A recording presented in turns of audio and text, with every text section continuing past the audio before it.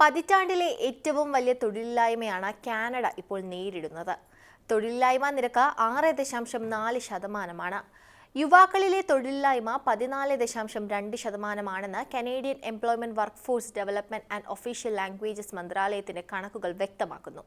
ഈ സാഹചര്യത്തിൽ താൽക്കാലിക വിദേശ തൊഴിലാളികളുടെ എണ്ണം വെട്ടിക്കുറയ്ക്കാനുള്ള നടപടികളുമായി മുന്നോട്ടു പോകാനാണ് കാനഡയുടെ തീരുമാനം.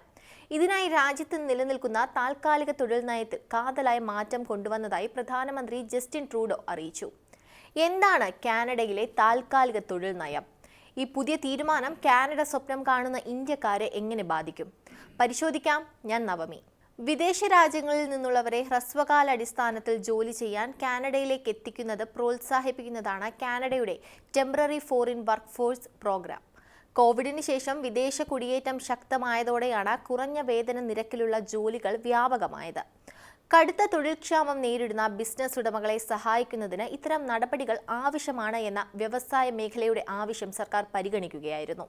എന്നാൽ ഈ നയം വലിയ തൊഴിൽ ചൂഷണത്തിന് ഇടയാക്കുന്നതായി വിമർശനങ്ങളുണ്ട്.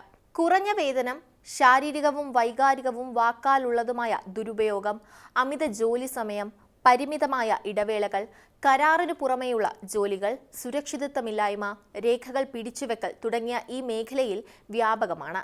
കുറഞ്ഞ വേതനത്തിൽ വിദേശ തൊഴിലാളികളെ ലഭിക്കുന്നതുകൊണ്ട് തന്നെ പല ജോലികളിലും കനേഡിയൻ തൊഴിലാളികളെ നിയമിക്കുന്നതിന് തൊഴിലുടമകൾ വിസമ്മതിക്കുന്നുണ്ട്.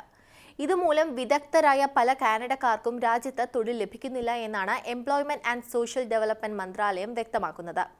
കനേഡിയൻ കമ്പനികൾ കുറഞ്ഞ ചെലവിൽ വിദേശ തൊഴിലാളികളെ ആശ്രയിക്കുന്നതിന് പകരം സ്വദേശവൽക്കരണത്തിന് പ്രാധാന്യം നൽകണമെന്ന് പ്രധാനമന്ത്രി ട്രൂഡോ ആവശ്യപ്പെടുന്നു. ഇതേ തുടർന്ന് വരാനിരിക്കുന്ന 3 സുപ്രധാന തീരുമാനങ്ങൾ നമുക്ക് നോക്കാം. ഒന്നാമതായി, തൊഴിലില്ലായ്മ നിരക്ക് 6% അല്ലെങ്കിൽ അതിൽ കൂടുതലുള്ള മേഖലകളിൽ താൽക്കാലിക വിദേശ തൊഴിലാളികളെ നിയമിക്കുന്നത് തടയും. രണ്ടാമതായി, തൊഴിലുടമകൾക്ക് നിയമിക്കാനാവുന്ന കുറഞ്ഞ വേതനമുള്ള താൽക്കാലിക വിദേശ തൊഴിലാളികളുടെ എണ്ണം മൊത്തം തൊഴിൽ ശേഷിയുടെ വിഹിതം 10% കുറയ്ക്കും. മൂന്നാമതായി, കുറഞ്ഞ വേതനമുള്ള താൽക്കാലിക വിദേശ തൊഴിലാളികളുടെ പെർമിറ്റ് 2 വർഷത്തിൽ നിന്ന് 1 വർഷമാക്കി കുറയ്ക്കും. ഈ മാറ്റങ്ങളാണ് നിലവിൽ പ്രഖ്യാപിച്ചിരിക്കുന്നത്. എന്നാൽ കൃഷി, ഭക്ഷ്യ സംസ്കരണം, നിർമ്മാണം, ആരോഗ്യ സംരക്ഷണം എന്നിവയുൾപ്പെടെയുള്ള ചില മേഖലകളെ ഈ മാറ്റങ്ങളിൽ നിന്ന് ഒഴിവാക്കുന്നു. വിദേശ തൊഴിലാളികൾക്കും അന്തർദേശീയ വിദ്യാർത്ഥികൾക്കും അഭയം തേടുന്നവർക്കും ഈ പരിധി ബാധകമായിരിക്കും. കാനഡയിലെ ഇന്ത്യൻ സമൂഹത്തിന് ഈ മാറ്റങ്ങൾ ദോഷകരം തന്നെ. ഇന്ത്യയിൽ നിന്നുള്ള 26,495 തൊഴിലാളികളാണ് താൽക്കാലിക ഫോറിൻ വർക്കർ പ്രോഗ്രാമിന് കീഴിൽ 2023 കാനഡയിലേക്ക് എത്തിയത്. രാജ്യത്ത് താൽക്കാലികമായി താമസിക്കുന്നവരുടെ എണ്ണം 3 വർഷത്തിനുള്ളിൽ മൊത്തം ജനസംഖ്യയുടെ 5% കുറയ്ക്കാനാണ് കനേഡിയൻ സർക്കാരിന്റെ പദ്ധതി. രാജ്യത്തെത്തുന്ന വിദേശ വിദ്യാർത്ഥികളുടെ എണ്ണം കുറയ്ക്കുന്നതിനായി വിദേശ വിദ്യാർത്ഥികൾക്കുള്ള ജീവിത ചിലവ് ഇരട്ടിയാക്കുന്നതുൾപ്പെടെയുള്ള നടപടികൾ അടുത്തിടെ കാനഡ പ്രഖ്യാപിച്ചിരുന്നു. കൂടാതെ പുതിയ നിയന്ത്രണങ്ങൾ പ്രകാരം ജൂൺ 21 മുതൽ അതിർത്തിയിൽ ബിരുദാനന്തര work permit, post graduation work permit എന്നിവ വിദേശ പൗരന്മാർക്ക് അപേക്ഷിക്കാൻ ആകില്ലെന്ന് ഇമിഗ്രേഷൻ, റെഫ്യൂജീസ് ആൻഡ് സിറ്റിസൺഷിപ്പ് വകുപ്പ് മന്ത്രി മാർക്ക് മില്ലർ വ്യക്തമാക്കിയിട്ടുണ്ട്. ഫ്ലാഗ് പോളിംഗ് എന്ന പ്രക്രിയ തടയുന്നതിന്റെ ഭാഗമായാണിത്. വിസയ്ക്ക് അപേക്ഷിക്കുന്നതിനായി കനേഡിയൻ അതിർത്തി മുഖാന്തരം രാജ്യത്തു നിന്ന് പുറത്തു കടക്കുകയും തിരികെ രാജ്യത്തെത്തുകയും ചെയ്യുന്നതിനെയാണ് ഫ്ലാഗ് പോളിംഗ് എന്ന് വിളിക്കുന്നത്.